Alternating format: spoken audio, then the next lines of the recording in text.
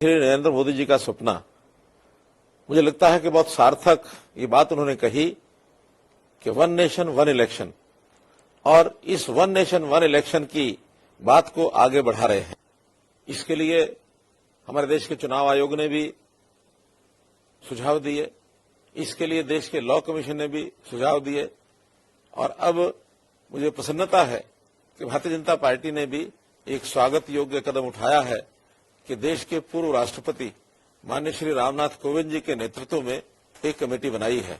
और वो कमेटी इस सब विषय को विचार करने के बाद अपनी रिपोर्ट देगी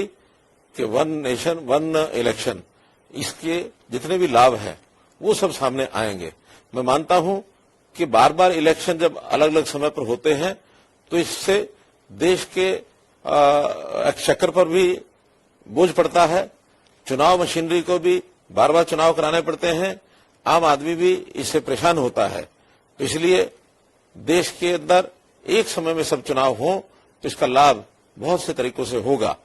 जैसे हमको ध्यान में है कि आजादी के बाद देश के अंदर एक परंपरा चलती थी